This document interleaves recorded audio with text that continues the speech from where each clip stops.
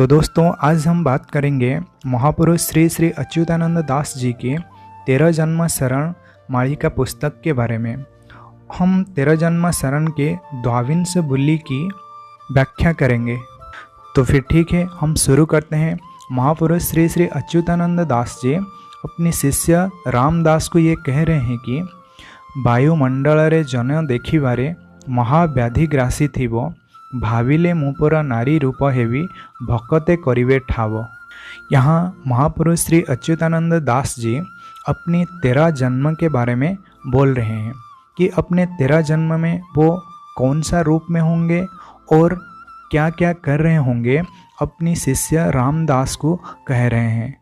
महापुरुष ये कह रहे हैं कि जब मैं अपनी 13 जन्म में होऊंगा तभी लोगों को ऐसा लगेगा कि वायुमंडल में महाव्याधि व्याप रहा है, मतलब महाव्याधि का फैलाव हो रहा है, और मैं जब चाहूँगा नारी रूप धारण करूँगा।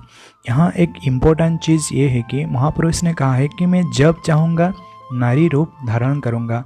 अच्युतानंद जी अपने 13 जन्म में पुरुष ही होंगे और वो जब चाहेंगे नारी रूप धारण करेंगे। इसका क्या मतलब है? इसका एक ही मतलब है कि उनके पास गोपी भाव होगा। इसका और एक भी मतलब है, उनका शरीर तो पुरुष जैसा होगा, मतलब पुरुष का शरीर ही होगा, लेकिन उनका जो आत्मा है, उनका जो मन है, वो नारी की जैसे होगा। जैसे एक नारी का मन है, जैसे एक नारी का भाव है, उनका मन बिल्कुल उसी तरह होगा। तभी तो हम प्रभु की प्राप्त कर सकते हैं, जब हमारा मन, जब हमारा भाव नारी जैसा होगा। मतलब हम सभी यही बोलते हैं कि जगन्नाथ स्वामी, स्वामी तो उन्हें बोल देते हैं, लेकिन हम में से बहुत ही कम लोग उन्हें स्वामी की तरह देखते हैं। और जो लोग उन्हें स्वामी की तरह देखते हैं, उनको भगवान जगन्नाथ जी अति सहज से प्राप्त हो जाते हैं। और इसी बात को भागवत के 12 स्कंध में गोपी भाव कहा गया है।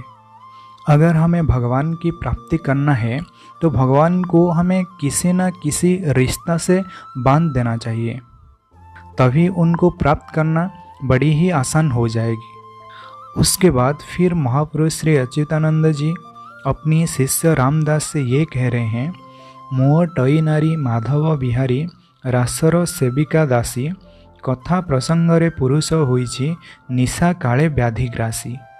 इसका मतलब महापुरुष ये कह रहे हैं कि मैं एक नारी हूँ, और यहाँ महापुरुष अपने आप को माधव की दासी के रूप में देख रहे हैं।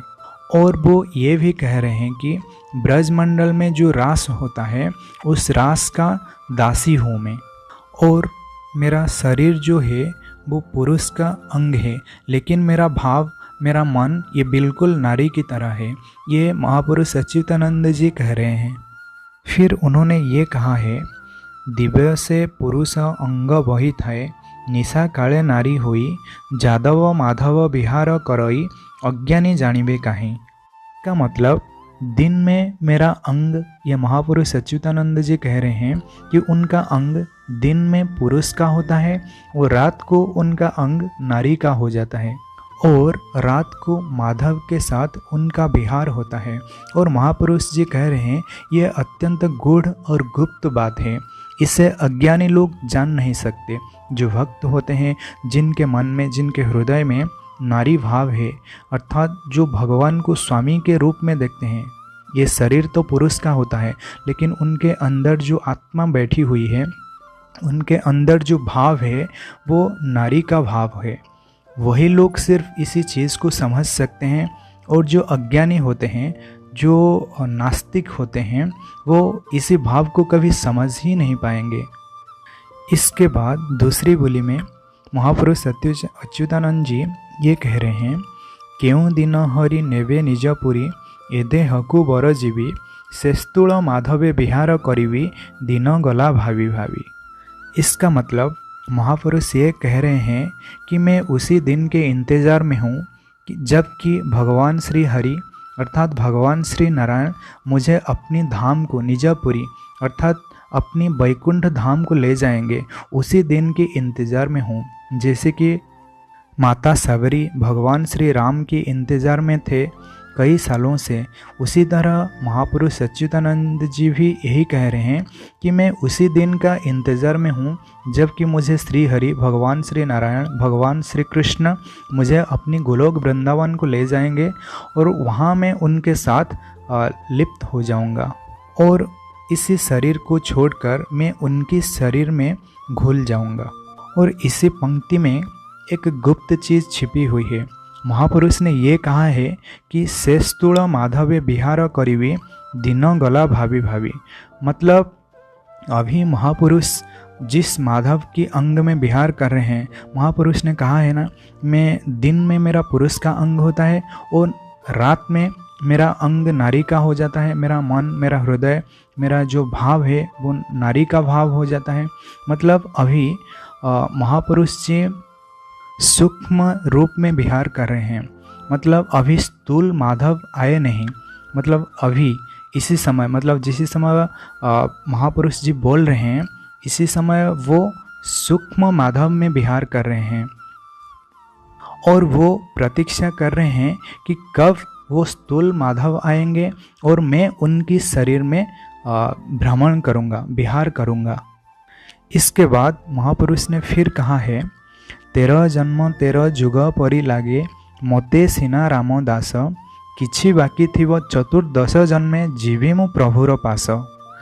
इसका मतलब श्री अच्युतानंद जी अपनी शिष्य रामदास से कह रहे हैं कि ये मेरा जो 13 जन्म है ये मुझे 13 जुग जैसे लग रहा है।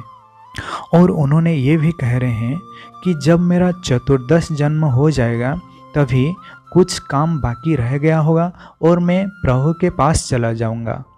पिछले पंक्ति में वो कह रहे थे कि उनका विहार सूक्ष्म माधव के साथ होता है, लेकिन उनका जब चतुर्दश जन्म हो जाएगा तभी उनका जो भ्रमण है वो स्थूल माधव के साथ होगा। मतलब उनका जब चतुर्दश जन्म हो जाएगा तभी भगवान माधव आ चुके होंगे। इसके बाद महापुरुष अपने शिष्य रामदास से कह रहे हैं, दिवस मणई कोटि जुग प्राय आउ अबा सुख काहीं ए बाह्य सुखरे मन न बुझई सुखम अटे माधुई। इस पंक्ति से ये साफ पता चलता है कि महापुरुष श्री अच्युतानंद दास जी अपने भगवान, अपने प्रभु, अपने स्वामी माधव को कितना प्रेम करते हैं।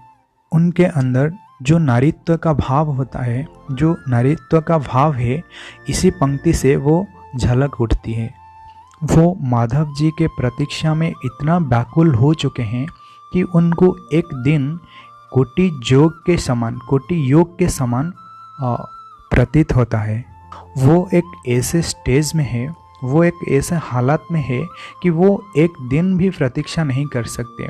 मतलब उनके अंदर जो बेचैनी है, जो व्याकुलता है, वो दिन प्रतिदिन बढ़ रहा है और उन्हें ऐसे प्रतीत होता है जैसे कि और कुछ सुख ही नहीं है मेरे जीवन में।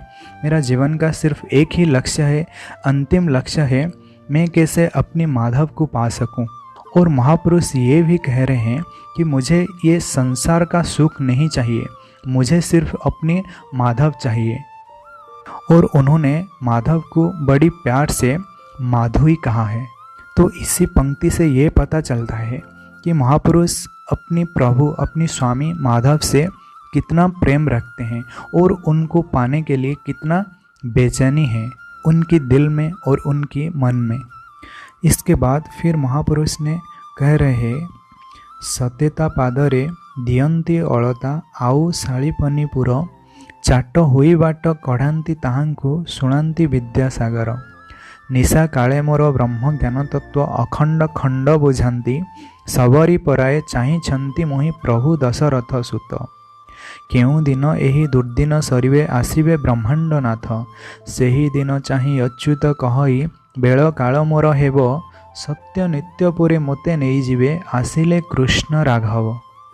इस पंक्ति में भी महापुरुष की वही बेचैनी और वही जो उनके भाव है उसे व्यक्त कर रहे हैं कि उनके मन में जो इच्छा है कि किसी दिन, कौन सा दिन भगवान आएंगे, माधव आएंगे और उन्हें अपनी लोक में ले जाएंगे।